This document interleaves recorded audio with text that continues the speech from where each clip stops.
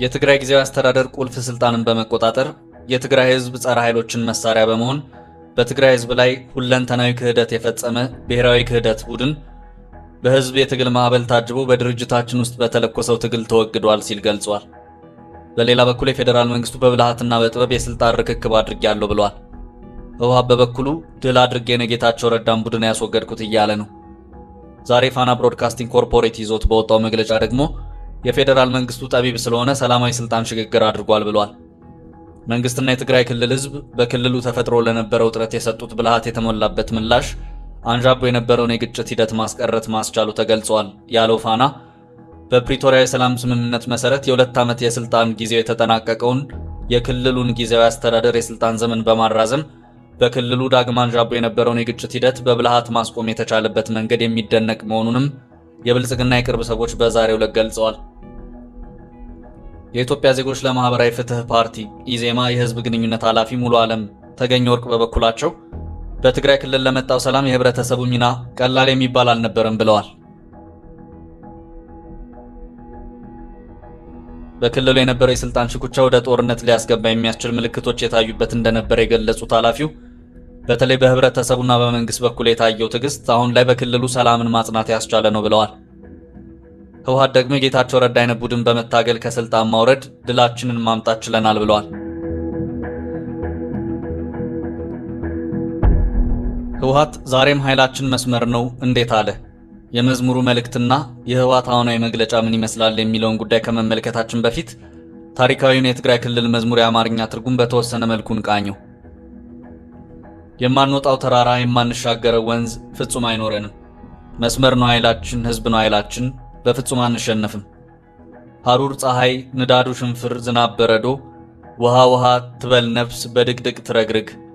ድንጋይ እንንተራስ ዋሻዩን ቤታችን፣ ሌት ተቀን ጉዞ እንድከም እንራብ። መስመር ነው ኃይላችን፣ ህዝብ ነው ኃይላችን። የጠላት ከበባን እንሰነጥቀዋለን።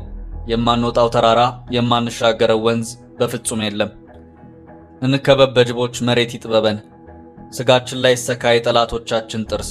ስጋችን ለአሞራ ደማችን ጎርፍ ይሁን። አጥንታችን ይድቀቅ ዱቄት ሆኖ ይበተን። መስመር ነው ኃይላችን፣ ህዝብ ነው ኃይላችን። በፍጹም አንሸነፍም። ናፓል ከመርዛም ጋዝ ፋሽስታዊ ንዳድ መስዋዕትነት መቁሰል ኪሳራን እንክፈል። የከፋ መከራ ተንኮል ይፍተልተል። መስመር ነው ኃይላችን፣ ህዝብ ነው ኃይላችን። ድል እናደርጋለን። ይህ የትግራይ ክልል መዝሙር ነው።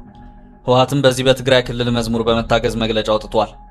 ድል ማድረጋችንም አይቀርም ሲል ዝቷል። ህወሓት በመግለጫው አሁንም አስረግጠን የምንገልጸው ህወሓትም ሆነ የትግራይ ህዝብ ትላንትም ሆነ ዛሬ ምርጫቸው ሰላምና ሰላም ብቻ ነው። ጦርነትን ተገደው የሚገቡበት እንጂ በታሪክ አጋጣሚ በራስ ተነሳሽነት የገቡበት አይደለም። ወደፊትም ቢሆን የሚገቡበት አንዳችም ጦርነት አልነበረም አይኖርምም። በጄኖሳይዳዊ ጦርነት ዋዜማም ቢሆን ህወሓት ልዩነቶችን ሁሉ በሰላምና በፖለቲካዊ ውይይት እንዲፈቱ የቻለውን ሁሉ አድርጓል። ይህን ማድረጉ ደግሞ ህወሓትና የትግራይ ህዝብ ሰላም ፈላጊነታቸውን የሚያረጋግጥ እንጂ የሚያስኮንናቸው አይደለም። ሁሉም እንደሚያውቀው የሰላም ጥሪን ባለመቀበል ጄኖሳይዳዊ ጦርነት በታወጀበት ወቅት ህወሓት የትግራይን ህዝብ አደራጅቶ በማታገልና ራሱ ታግሎ የታወጀበትን ጄኖሳይድ ለመግታት ችሏል ሲል ህወሓት በመግለጫው አሳውቋል።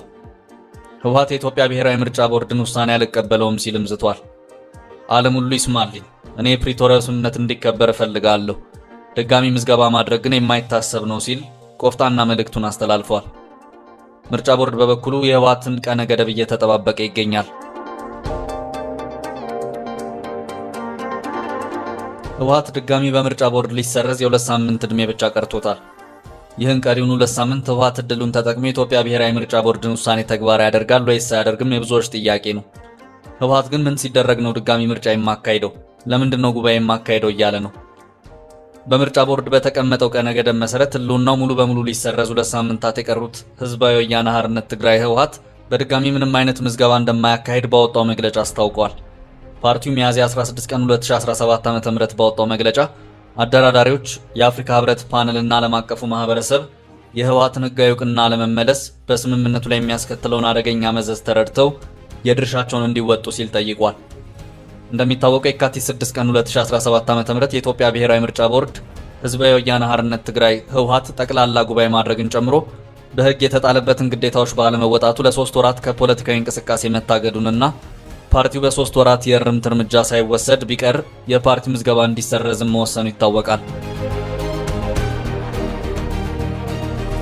ህወሓት ግን ማን ነው የኔን ህልውና የሚያከስመው እያለ እየዛተ ነው። የፌዴራል ክልሉ መንግስት ከሰዋለሁ ሲልም ዝቷል። ጠቅላይ ሚኒስትር አብይ አህመድ ህወሓት የምርጫ ቦርድን ውሳኔ ካላከበረ ድጋሚ ወደ ጦርነት መግባታችን አይቀሬ ነው፣ ወደ ጦርነት ከመግባታችን በፊት ማስተዋልና የምርጫ ቦርድ ውሳኔን ማክበር ይገባል ማለታቸው ይታወሳል። ጠቅላይ ሚኒስትር አብይ የበፊቱ ጠባሳ ሳይበርድ ድጋሚ ወደ ጦርነት መግባት አስፈላጊ አይደለም ሲሉ ማሳሰባቸው የሚታወስ ነው። ቦርዱ ፓርቲው እንዲያከናውን ያስቀመጣቸውን ትዕዛዞች እስካሁን ለመፈጸም ምንም አይነት እንቅስቃሴ እያደረገ የማይታየው ህወሓት በተደጋጋሚ ባወጣቸው መግለጫዎች በምርጫ ቦርድ የተሰጠው እውቅና ቢሰረዝም ባይሰረዝም ይፋዊ ፋይዳ የለውም ሲል መግለጹ ይታወሳል።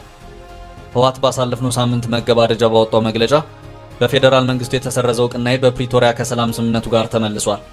ለሰላም ካለን ፍላጎት በመነሳት የድርጅታችን እውቅና በይፋ እንዲመለስ ለማድረግ ከፌዴራሉ መንግስት ጋር በተደጋጋሚ ስንነጋገር ነበር ብሏል። የፌዴራሉ መንግስት ከፕሪቶሪያ ስምምነት ውጪ በሆነ መንገድ በምርጫ ቦርድ በኩል ህወሓትን እንደ አዲስ እንዲመዘገብ ለማድረግ አዋጆችንና መግለጫዎችን እያወጣ ነው ሲል ኮንኗል።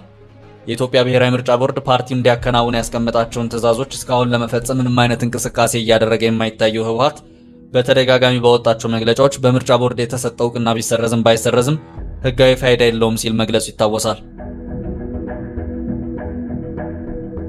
በፌዴራል መንግስት እየተደረገ ያለው የፕሪቶሪያ ስምምነትን የሚጥስ አካሄድ በተመለከተ ህወሓት ጉዳዩን ወደ አፍሪካ ህብረት ፓኔል መውሰዱን ያስታወቀው በመግለጫው ፓኔሉም የህወሓት ህጋዊ ሰውነት እንዲመለስና እንደ አዲስ መመዝገብ እንደማይገባው በመግለጽ ውጤቱም እስከ ቀጣዩ ፓኔሉ ስብሰባ ተጠናቆ እንዲቆይ ሐሳብ ሰጥቶበታል ብሏል።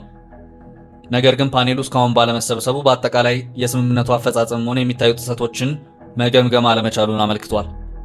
የኢትዮጵያ ብሔራዊ ምርጫ ቦርድ ፓርቲያችንን ህወሓትን የማይመለከቱ አዋጆችን በመጥቀስ መግለጫ በማውጣት ተጠምዷል ሲል የኮነነው መግለጫው በተደጋጋሚ እንደገለጽኩት እውቅና ለማግኘት በሚል የትግራይን ህዝብ ትግል እንዲኮላሽ አላደርግም ብሏል። የፌዴራል መንግስት ከፕሪቶሪያ ስምምነት የወጡና በምርጫ ቦርድ በኩል መግለጫዎች ከመስጠት እንዲቆጠብ የጠየቀው ህወሓት ለስምምነቱ መፈጸም በሚጠቅም መልኩ የሰረዘውን የፓርቲውን ህልውና ሊመልስ ይገባል ሲል አሳስቧል። ከተመሰረተ ግማሽ ክፍለ ዘመን ያስቆጠረ አንጋፋ ፓርቲ መሆኑን የገለጸው ህወሓት በመግለጫው ጥቅምት 23 ቀን 2015 ዓ.ም በደቡብ አፍሪካ የፕሪቶሪያ ከተማ የሰላም ውል ከተፈራረመ ጀምሮ ህጋዊነት የተመለሰ ነው ብሏል። እንዲሁም የኢትዮጵያ ብሔራዊ ምርጫ ቦርድ ህወሓት ከነሐሴ 3 ቀን 2016 ዓ.ም ጀምሮ ህወሓትን በአዲስ ህግ እንደ አዲስ ፓርቲ መዝግቤዋለሁ ማለቱን አስገራሚና ተቀባይነት የሌለው መሆኑን ፓርቲው አስታውቋል። የምርጫ ቦርድ አካሄድ በመሰረቱ ተቀባይነት የሌለው ህግን መሰረት ያላደረገ ትርጉም አልባ ውሳኔ ነው ብሎታል።